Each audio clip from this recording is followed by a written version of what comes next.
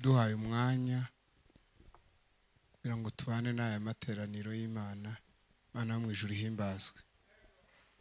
Turashima Imana yaturinze mu nzira tugahuruka amahoro, tugasanga namwe muri amahoro. Imana ishimwe. Tugiye kuganira agarura isaha simba menya bambaye umwanya ngo ndamutse iteraniro. Iyo ni imvugo yacu nyine y'abaporo. Tuvuge ngo eme.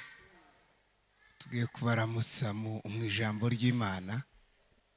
Bazane ka gatelefone ndebe amasaha ndaje kuyabushutsa. Haleluya. Haleluya.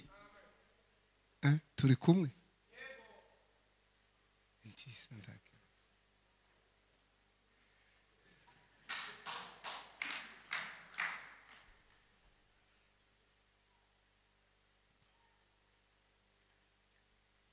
Tugiye kuganira isomo natekereje ko turi buganireho. Turiganire mu mwanya mutoya, turi mu nzira tuzoritora n'ejo nta kibazo. Ariko hari genza mbo muririmbyi utabizi, karirimbo kakansanga, abakorari baba bahari bakamfasha. Nuko none tugiye kurimba gakorasi gato, niturangiza dusome ibyanditswe tuganire.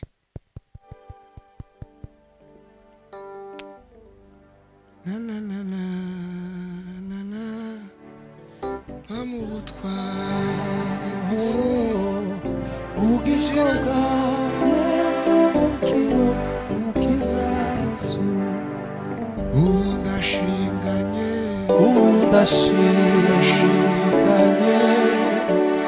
genda n'amahoro ubugingo bwanjye burizwe n'uwamfiriye. Undashinganye genda n'amahoro ubugingo bwanjye burizwe n'uwamfiriye. Avuye mu byaha bamubutware bw'isi yinjira mu buruhukiro bwiza Yesu. Udashinganye genda n'amahoro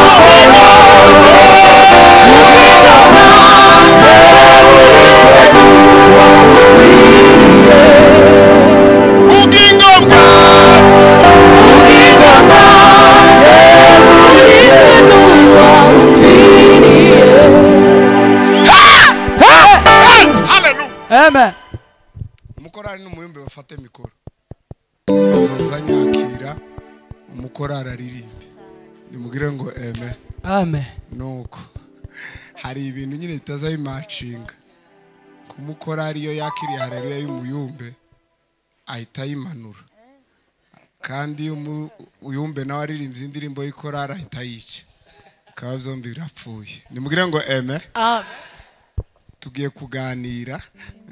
Natekereje ko tuganira umuntu ushobora kugaruza ibye. Mwana magambo na insanganyamatsiko yavuga ngo ninde ubasha, ninde ufite ubushobozi, ninde ushobora kugaruza ibye byanyazwe. Tuvuge ngo amen. Buriya mwikanisa tuba dutera igipindi. Tuvuge ngo amen. Amen. Mwikanisa tuba tubwira abantu ukuri ko bakisa. Ukuri ushobora kubaha ubuzima. Ukuri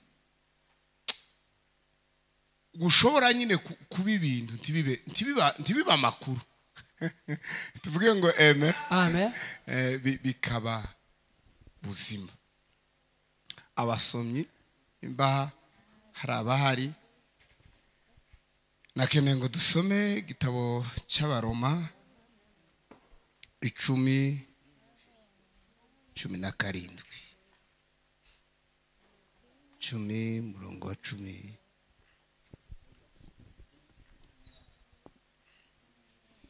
Reka dusome. Aravuga ngo dore kwizera guheshwa no kumva. No kumva kukazanwa n'ijambo rya Kristo. Dore kwizera guheshwa no kumva kugaturuka mu ijambo rya Kristo. Mushaka kurekeraho. Semeni haleluya. Amen. Twongere dusome igitabo cha Danieli. Igitabo cha Danieli ibice ni 11 murongo wa 32.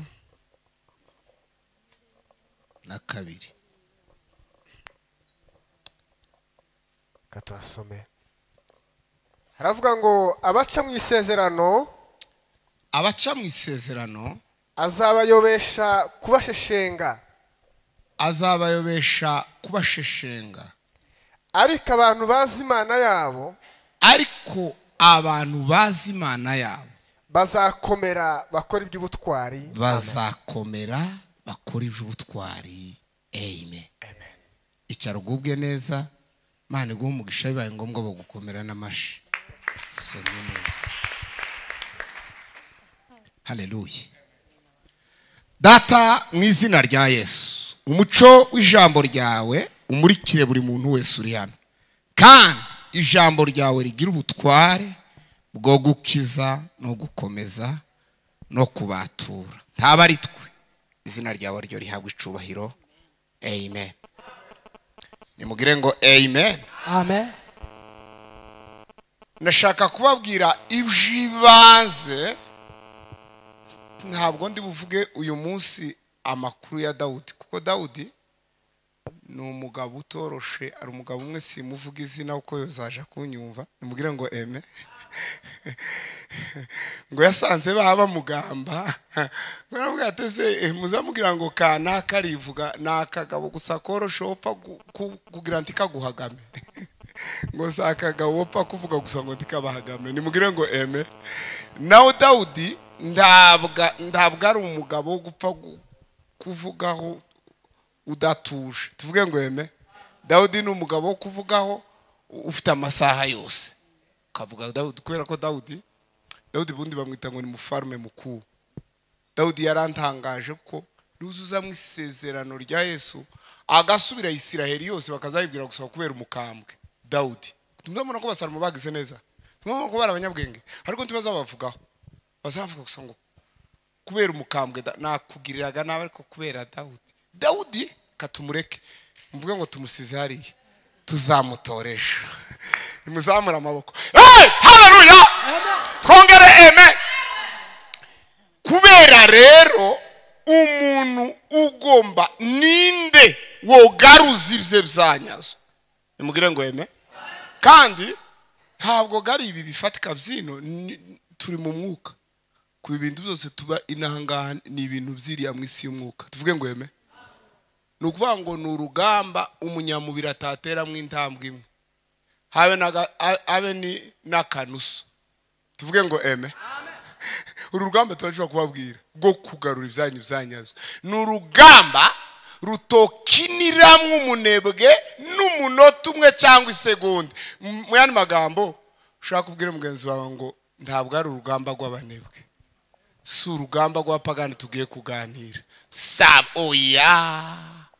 Oya twumvikane, nta gipindi kirimo. Turashaka kuvuga bogaruza ibyabo byanyazwe.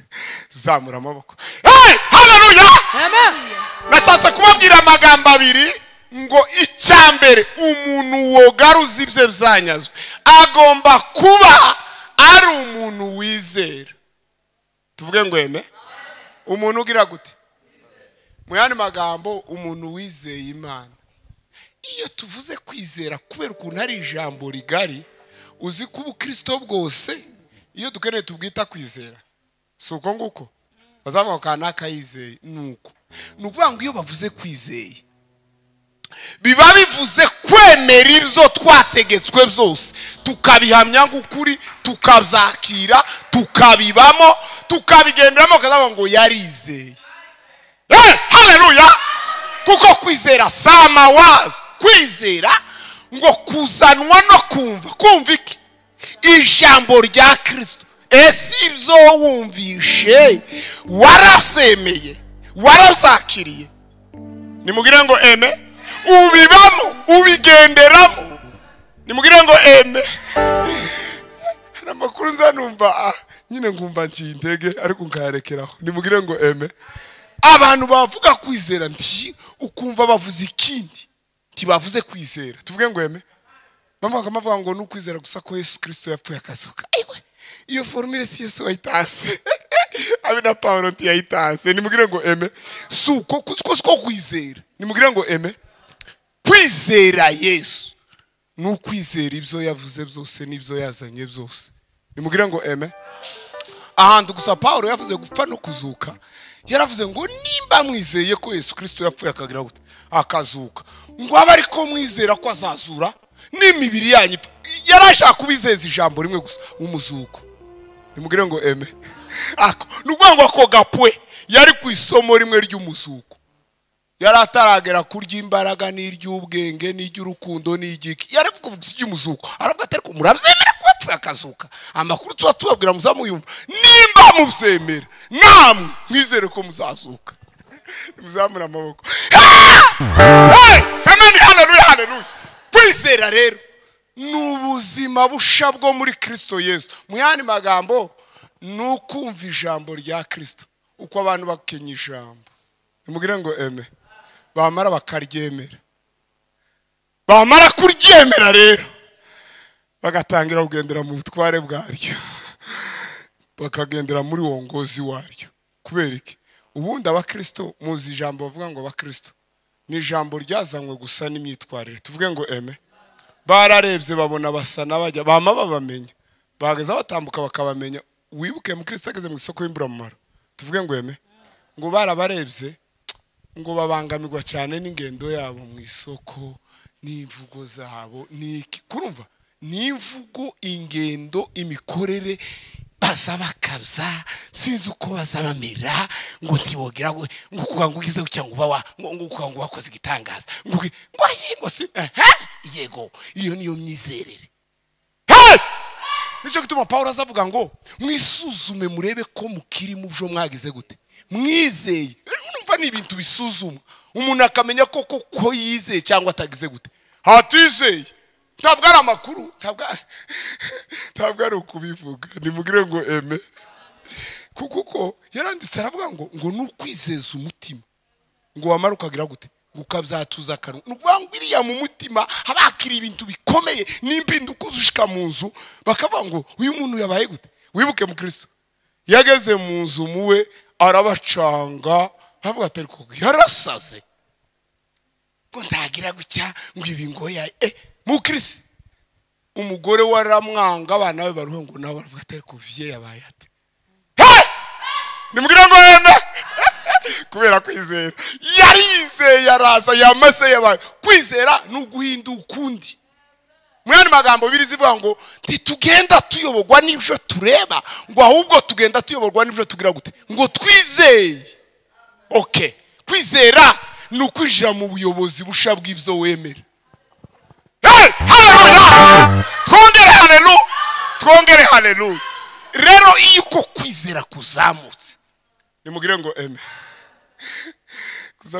Kuzamugwa n'ikintu twavuze.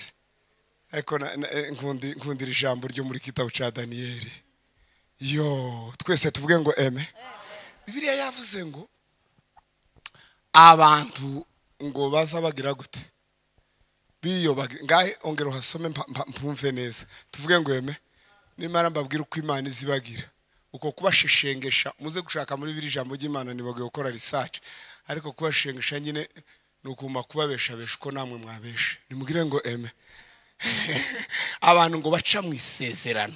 Abantu bagira gute baca mu isezerano. Mu yandi magambo ni nk'abantu baviola amasezerano. Yego, ni abantu baza basenya amasezerano yabo na Yesu bagatangira kugenda ukundi ngo Imana nayo ko Imana yarantangaje. Imana Bibiliya zivuga ngo ishitse ngo kubagoramye nayo izinduka nkigize gute ngo nkigoramye ngaho urebe kundi Imana iteye ubwoba ngo yishitse kuri abo baca mu masezerano ngo izibasheshengeshe uko ari abantu bari mu kinyoma. Iyo umuntu agenda mu kimigonzogonzo Imana nayo izayangiza ikazimugira gutya tubona ko yahisemo kumbeshabesha naje nzamubeshabesha azoza yinjira gutya ahantu abahungu bamavuga ngo delicance bodelarde ngo bigenze gutya. Ubundi ari kinzo zanibaza ukuntu muzamwerekwa umurozi kabicya umusambanyi kabicya mugamubwira ngo Imana ngo iravuze ngiye kugira neza mutaramubwira ngo wihanike cyaka ngo kwijwi y'Imana cyo vuga umurozi gutya karanga birekeraho nyine gabagoga buri data wa twese bazavuga ngo uzuvubira babi nabeza imvura reka mbireke ariko birashoboka ko ariko gusheshengesha. Nimubwira ngo usheshengesha nukuntu wewe wagumye guca mu kubabaza Imana ariko wamara ukibesha ibyiza Imana yo kwemereka mu kabeshwa. Yavuze ngo abaca abaricamo Imana nayo izabagira gute papa ngaye soma twumve Imana izabagira gute. Aravuga ngo abaca mu isezerano azabayobesha kubasheshenga. Azobagira gute azobanza aboromye yamagira guke avuga ati hari ikinogo baragwamo ndabareka kubera kundu bangiriye naje ndaba azababesha kubasheshenga ariko abantu bazi Imana yabo ariko abantu bagize gute bazi Imana yabo bazakomera bakore iby'ubutwari. Haleluya. Nta muntu n'umwe wogaruzize atarinjira mu mbaraga zo kumenya Imana. Burya kumenya Imana nimugire ngo eme nimunyikirize muvuge ngo eme twongere tuvuge ngo eme. Ariko abazima Imana yabo yeme mwari muzi ko turi kumwe n'abantu benshi muno nukuri batazi Imana. Nimugire ngo eme nukuri Imana ni nkama wazo kuri bo bacafite ideni ryo kubwirwa Imana bakayimenya. Uzi umuntu wamenye Imana tuvuge ngo eme azashira impumu hakarimbo zanumva turimbo pampushuka simenya aho twavuye tuvuge ngo eme mubwira shira ubwoba umwami ni mwiza pe haruka umutima mubwire ye gutinya umwami ni mwiza pe haruka umutima samonde na kri nimugire ngo eme iyo umuntu azi Imana nimugire ngo eme nukuri azashira ubwoba azashira imbumo kubera ko kumenya Imana ubundi kwizera nari navuze ko mvuga amakategori 3 yo kwizera ariko kubera umwanya nishake mbenyaretse tuvuge ngo eme. Ariko kwizera kuza kugenda kuzamuka bingana nuko umuntu azi Imana nimugire ngo eme. Nukuvuga ngo iyo umuntu azi Imana tuvuge ngo eme. Umwanditsi yaranditse aravuga ngo umuntu wese ngo niyegera Imana ngo agomba kwizera kwigize gute ngo iriho. Cya kabiri ngo akabimenya neza kwizigororera bagira gute ngo abayishaka. None uzuvugisha Imana ukumvira hari uzuyumva nimugire ngo eme. Je nasanze kiza gituma n'abantu bakora amanyanga menshi nukuri ntibarumva Imana. Imana izitera ubwoba nimugire ngo eme. Icyaha gitera imuga ugasa n'uwabona urujisho rw'Imana ruremereye ukazubona wopfa kujya bazivuga ngo mwirinde ngo gusumirwa n'amaboko y'igizwe y'Imana. Aya maboko yisumba amaboko y'Imana akomeye tuvuge ngo eme. Iyo umuntu neza azi Imana azayitinya nimugire ngo eme kandi azayubaha. ariko uko kwitinya si uguhahamuka. Nimubwire ngo eme. Ni ukuvuga ngo kubera kwazi bibi abantu bagiye bahindura identite y'ibintu. Kamvuga aya magambo, abantu bagiye bahindura identite y'ibintu gute? Twabona ko hari inyigisho abantu babwiriza akavuga ngo icyaha ngo ntaco kuko gitwaye ngoreze Yesu. Hari umwe twaganiriye nyine arabivuga, numva nyine yamara amaje, ndavuga ati ufite ingorane. Nimugire ngo haleluya, kuko yambwiye ibiterime bigoye. Ari warambwira ngo ese ngo kuvuga ngo wasambanye ngo connection ngo iratakara n'Imana. Ati mu izina rya Yesu none numva ishageze aho ngaho, ndavuga ati uyu muhungu tibagica baroromye no ukuka arambwira gute. Noneho nimugire ngo amen. Hari ukuntu Satani yazanye confondre, kwitiranya, yego, agakura ikintu muri identite yacu. Ntimwamubona icyaha kigira identite yacu. Ubundi icyaha cyitwa ubugome. Umuntu wese ugikoze agomba kumva ko habayeho kugoma, yego. Ntabwo tuvuze ko Yesu abamutaye, ariko agomba guhita amenya ko ari mu bugome. Icya kabiri, agahita amenya kuko hejuru yiwe hari urupfu, kuko biriziva ngo impembo y'icyaha niki. Iyo identite rero y'icyaha ntiyohinduka. Ndetse Yakobo yaravuze ngo icyaha ukiza gitwita irari ngo rizatwira rikabyara icyaha, ngo ibyaha ngo bizakura bikabyara iki? Urupfu. Buriya ni ngaho abavuze ngo iyo umuntu arangaye ntiyihane ngo ave muri byo biza bimubyarira iki? Urupfu. None rero nugera ku mbabazi z'Imana icyaha ukagikura muri identite yacu, uzoba wiyishe. Nawe ijambo rivuga ngo umuntu nazaza aja kwizera Imana ngo ntagire ijambo azoza yizera 90. Buri jambo ryose ugomba kugizera 100%. Nimugire ngo eme.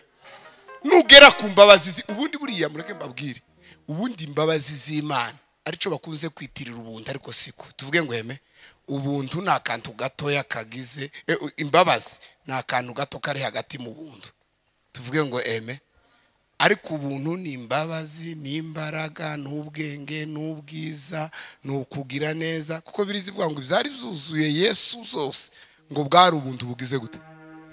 Nukuvuga ngo bizatuzaniye byose kwa ujumuna, byose ni ubuntu. None rero nugera ku mbabazi, ubundi imbabazi zifite kategori yazo. Iyo zigezeho nukuvuga ngo kurumva igikorwa kiba kihari, yego, ugomba guhita uzizera 100%. Nugera ku bwenge bw'Imana ubwumve 100%.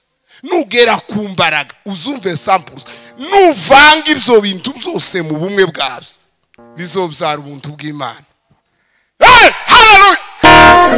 Ariko nufata kimwe kigakubita ibindi, uzoba woromye, uzoba uguye mu cobo utazovamo, kandi uzawamugenda buheriheri. Mugire ngo eme. Uzi ko ari ijambo uzawumva rikadegradi andi yose.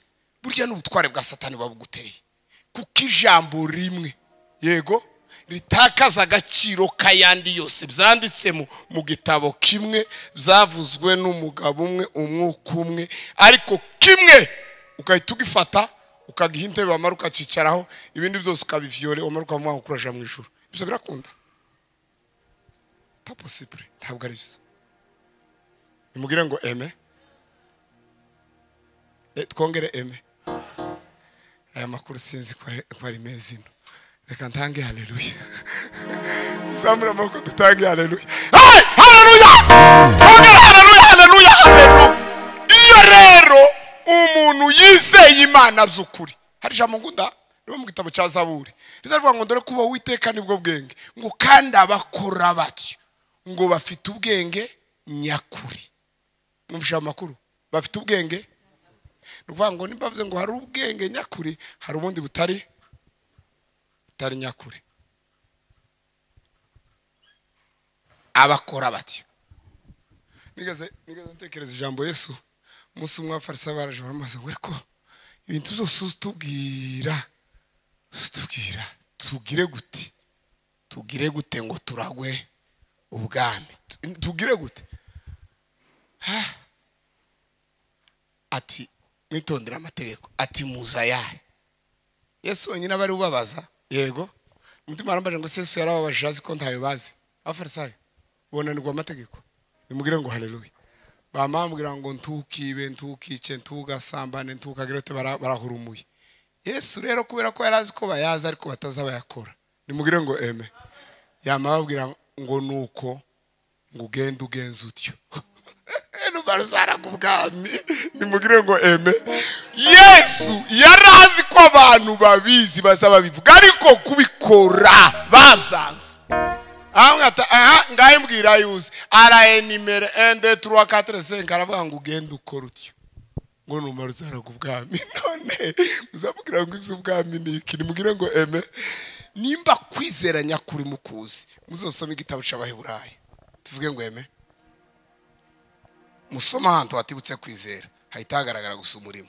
Kwizera niko kwatumye Abeli atanga igitambo cyiza kuruta icyaha. Kwizera niko kwatumye nukuvuga ngo kwizera egari gitendo. Nimugire ngo eme. Kwizera egari ubuzima. Icyo wizeye gita gitanga ubuzima. Icyo wizeye gita kizana icyo ukora. Icyo wizeye gita kizana ukuhagarara. Icyo wizeye gita kizana ukuvuga. Uko niko kwizera. Nyuma y'icyo nimugire ngo eme n'amawazo.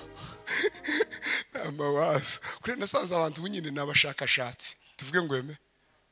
Abantu bari mu kwicara bakagerageza bagacangacanga kandi akabicanga ukabona yari yabicanze ndetse akazana n'utugero wazo twumva nyine ukuma ngaho dufite nk'ubwenge kose kakantu ariko wagakubita muri laboratoire ugasanga nta buziranenge. Nimugire ngo haleluya. Ugakubise muri timazi y'umwuka uzaba musanga ni igiwawara ni igikopo kitari mu imbaraga. Nimugire ngo eme. Kuriye kuba mwizeye kandi mwizeye by'ukuri. Mwarangiza tuzaganira ukuntu tuzagaruza ibyacu byanyazwe. Ariko number 1 kuba muamini Mungu gomba kwizera ko Imana iriho. Tuvuge ngo eme kandi kagorora abayishaka. Haleluya. Twongere haleluya. Turashoshe. Turashoje amasaha arashize. Sarenzemo nk'iminota 3. Nuko ureke dutange haleluya. Niturangiza dusenge. Tuzotangira ejo. Muzamura amaboko.